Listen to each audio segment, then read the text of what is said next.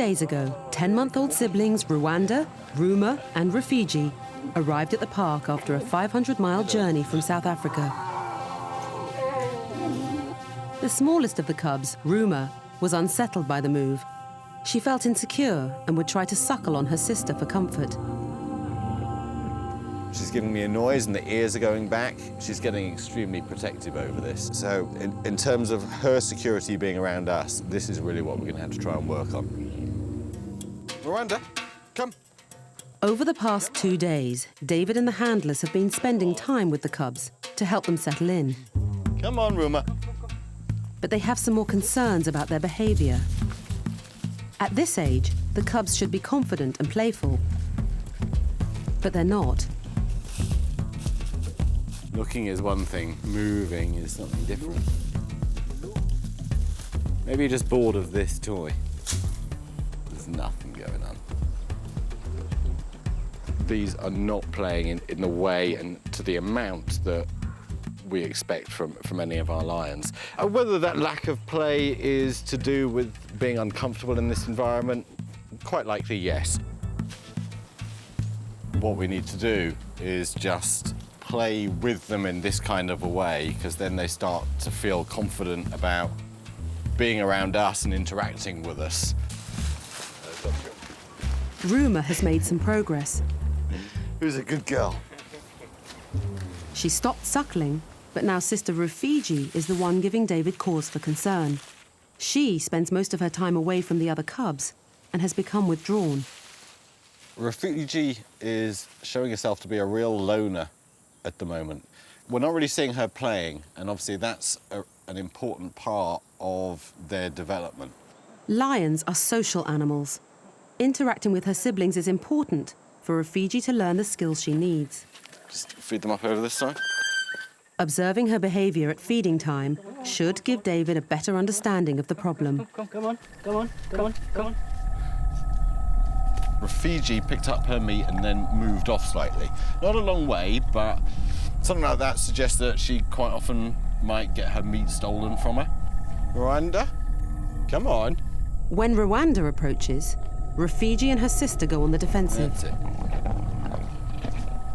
But as soon as Rwanda came within a couple of meters to get his meat, they started growling. So I think in the past, Rwanda has been stealing their meat, and as you would expect, the male is the more dominant at feed times. If Rafiji is scared of losing her food to her brother, the fear could be pushing her further away.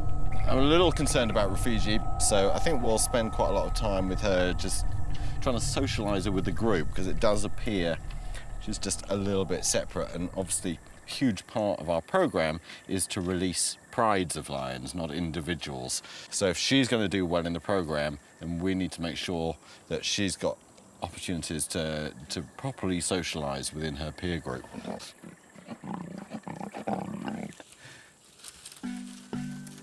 David's team has also been studying the behaviour of 5-month-old sisters Bemba and Bisa. They arrived here at the same time as the other cubs, but in sharp contrast, they spend most of their time playing. Their behaviour shows they share a close bond, despite their differences in character. We're about to feed the two bees. Bisa is clearly the more dominant in here, so I would expect that she's going to get her meat first. Bisa is one of the feistiest cubs in the programme. Her curly tail makes her easy to recognise. Her sister Bemba has a spotty coat, and she has a gentle nature. It'll be interesting to see whether Bemba is able to step up to the plate and protect herself. 1 and 2. There we go, don't go for the same piece. Surprisingly, it's gentle Bemba that pulls the hardest, and she's determined not to let go. Hey, hey, hey! Well, certainly aggressive. Here we go. Quite often you think that the lion that's actually making the most noise is the most dominant lion, but actually you almost have to look at it in reverse. It's actually the least dominant that have to make all the noise and give all the, what appear to be aggressive sounds to try and ward off the others. Just sitting nearby, again, it's Bemba that's just giving the occasional grunt just to say, don't come near, don't come near. Bisa doesn't really need to do that because her expectation, being more dominant, is that no one will bother to try, so she doesn't need to give out those messages. We have a big fight next door. What I can see is Rwanda has finished his, and he's taken rumours from her. We're not going to do anything about that at all. A lion has to know how to defend its meat. I'm afraid she's just going to have to butch up. But what's interesting is Rafiji has scarpered with hers. So, as we suspected, Rwanda is a meat stealer.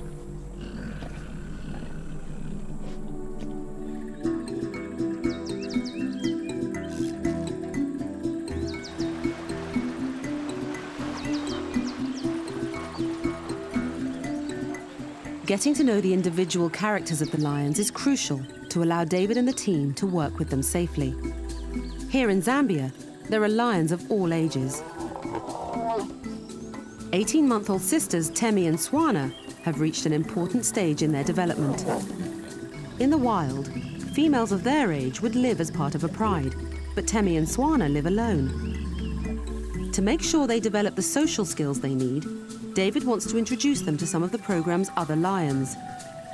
He had hoped that Temi and Swana would form a pride with the 5 new cubs, but the plan has changed. Just because of the length of time it took to get the permits to bring new lions in, we've actually ended up with younger lions than we had originally anticipated. And therefore, it's really just not fair on Temi and Swana to make them wait for the new cubs to be old enough that they can get joined together. David's new plan is to introduce Temi and Swana to 2 females of a similar age. At 20 months old, Rusha and Rundi are just 2 months older. Introductions between lions always carry risks, so David has planned the timing carefully. It's almost midday. It is roasting out here, and the lions are necessarily quite relaxed and chilled. Temi and Swana, who are the more boisterous and playful, have been out on a walk, so they're going to be pretty tired. Hopefully, they'll just come together, go, I can't really be bothered, and go to sleep. Temi and Swana return from their walk. To help the introduction go smoothly, the sisters have been living in the enclosure next door to Rusha and Rundi for several weeks. The 4 lions can see each other through the fence, but no one knows how they'll react when the gate is opened and they come face to face. We've got Temi and Swana here on the right-hand side in the management enclosure, and this is Rusha that's come up. Rundi is too busy with an old bone over there. There's a lot of interest, there's a lot of sniffing. Rundi's now coming over.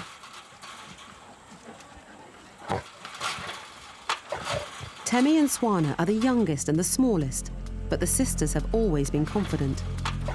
If Rusha and Rundi try to dominate them, they may not submit without a fight. Right, John, do the honours. Be nice. Be nice. Easy. Faced with the threat of 2 bigger lions, Temi and Swana go on the defensive. Gently, Swana. Gently. It's okay. Sending a clear message, Swana growls a warning to Rusha to stay away.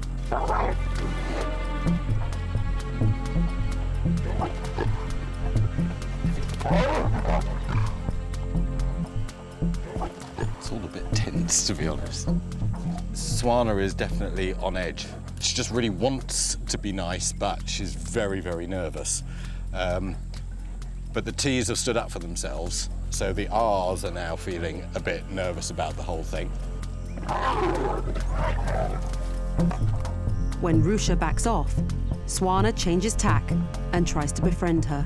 Swana's going to have another go by the looks of it. This time towards Rusha, who doesn't look overly thrilled. The 2 T's really just want to smell and investigate the R's, And at the moment, they seem to be letting them, although cautiously.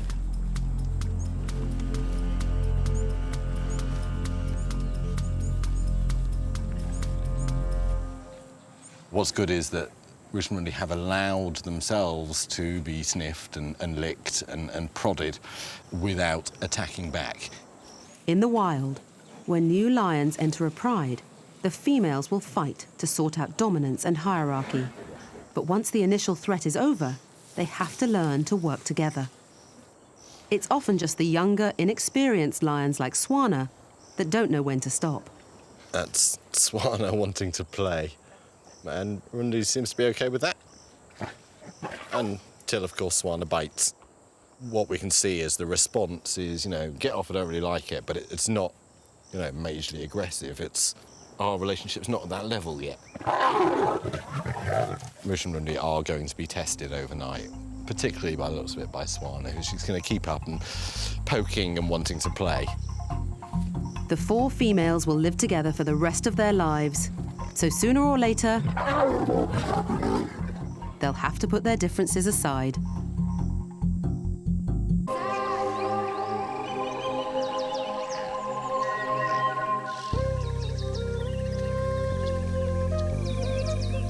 Deep in the heart of the Dambwa forest live the oldest lions in Zambia's release program. The pride is made up of 2 males and 4 females. Alpha male Zulu is easy to recognize with his distinctive Mohican.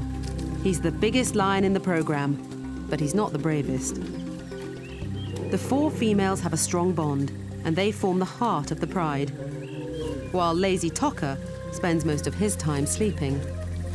The 6 lions were moved here 3 weeks ago, and today, Operations Manager Richard Leach is working with a team of staff and volunteers to build a resting platform for the pride. The reason why we placed it here, good shade, nice little spot, and you will see all the lions in turn. I promise you, in the next few days, you'll see them sleeping up here. Make a mark. Make a mark that side. In the intense African heat, lions like to climb off the ground so they can escape the scorching earth. And Richard is confident that the new platform will be popular with Zulu and his pride. I think they'll all have a play on it. I think there will be some certain favourites that will enjoy it more. Definitely the males, Zulu, Toka will really enjoy it. It seems to be the place for the king. And I'm sure both Zulu and Toka think that they're the kings, eh? The team is already trying to guess which lion will be first to climb on the platform. Guide, Monosi and Yama has confidence in the pride's alpha male. I suspect Zulu will be the master of this. I expect him to put this as his territory, and he'll be on this standee, I'm sure, for some time. Most of the team has their money on the 2 male lions, Zulu and Toka. But David thinks Leia, the most inquisitive of the females, will be first to claim the prize. The ramp is now finished. Our staff, with the help of the volunteers, have done an amazing job. And it just adds something else to this enclosure. But we're just taking bets on who's going to be first. I think Leia, because she's bold, she loves climbing, and she's usually at the front. Lovewell disagrees with me. Toka. I think Toka will be the first, because Toka, I like the toy. I think Toka's just going to, true to form, go up to it and fall asleep. I think it's been said earlier, Zulu is probably going to be the one that uses it most, but because he is the most cautious, he's probably going to be one of the last. Yeah, sorry, I think it's Leia. Come on, go. Leia at the front.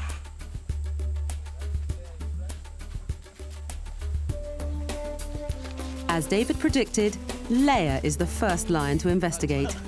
Lovewell, you're losing. You are losing that bet. And sadly for Lovewell, lazy Toka hasn't even moved. Your lion has not even come through the gate.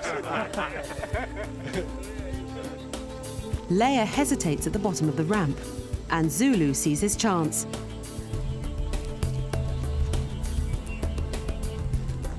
But he loses interest, and Leia shows the boys how it's done. I want my beer first. Look, Leia on the platform, Toka still in the other I'm very enclosure. disappointed. I'm very disappointed. Yeah, I'm very disappointed about Toka. Yes, he let me down.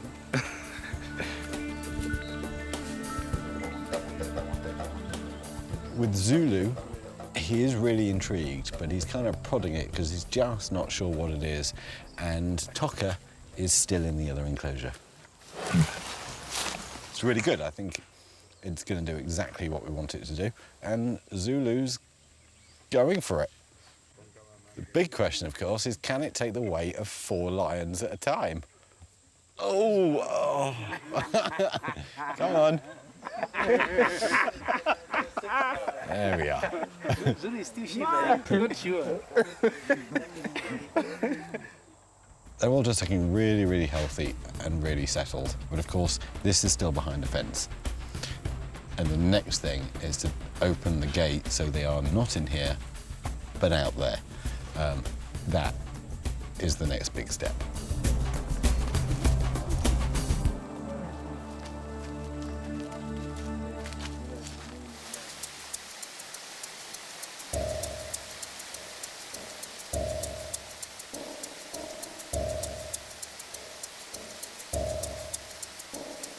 Southern Zambia has been hit by a tropical storm.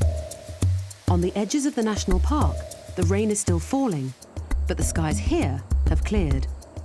The break in the downpour gives David the chance to take 5-month-old sisters Bemba and Bisa on their first ever bushwalk.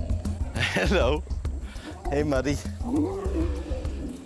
Last night we had an enormous storm that carried on through this morning.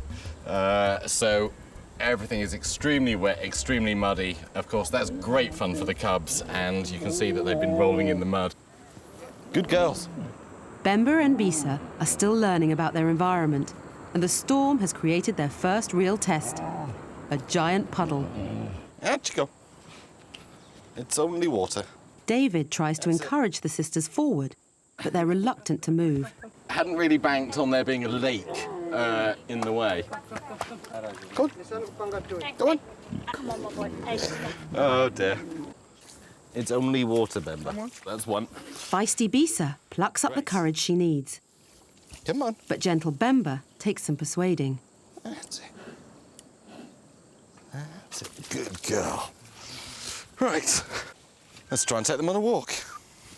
The cubs have left the safety of their enclosure once before, but they weren't confident enough to venture far. So this time, David's brought a large team of handlers and project volunteers. The idea today is to see if we can get them to follow a lot further, to really get away from the enclosure and out into the bush. The cubs see humans as dominant members of the pride, and their presence should give them the courage they need. The concept of following us, which is certainly something cubs of this age would do within a pride. They would always simply follow the adult members of their pride. So I just want to gauge today, what's their confidence level like? Are they going to follow us at all? And at the moment, we've already gone twice as far as they have previously. And actually, Bemba's at the front. Hey, good girl. And you, well done. What's really surprising here is they're ahead of us the whole time. What I was expecting is that they would be behind or really just out our legs. But they're bold little things, and actually we're just trying to keep up. Come. Bisa, come on.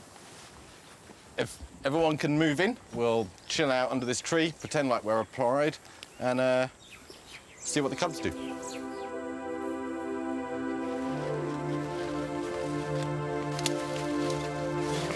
In the wild, lions must know every inch of their territory. And even at this young age, the cubs' instincts tell them to explore their surroundings and learn what they can. This is exactly the behaviour that we really hope to see on this walk. They've followed us here. We have gone quite a long way for a young cub. And as we've settled down as a pride, they have started to play just in the surrounding area. They're actually doing it separately for a lot of the time. Just over there, Bemba's actually found a tree with quite a lot of nests in, weaver birds. They're quite a noisy bird. Bisa here is doing some sort of hide-and-seek effect. I can see you. Yeah, she thought she could stalk me, but it's very much like a small child where, you know, if they're even slightly behind something, it's like, you can't see me. I quite clearly can. You know, today has been great. They just seem so ready to start on this journey. Now, I've just felt the first spot of rain and a second and a third. It's time to head home very rapidly. Come on. Come, little ones. Bemba, Bisa, come on. Bisa, come on. Okay, let's pick up the pace, kid. The heavens have opened. It's not too bad at the moment, but we can just see from the sky that a real huge storm is heading in. It will just freak them out. We've got a high chance of losing sight of them, and it's just not a risk that I want to take while we're still learning about these cubs. We're back, but of course, the last thing that we have to deal with is the puddle, which is getting bigger. Come on. Oh, a bit tentative. That's it, good girl. Come on, little one. This is where I fall in. Come on. There we go. Latest, kids. Mud. The sisters are exhausted by their first big adventure. Today has been an important step forward, but it's only the start of their journey.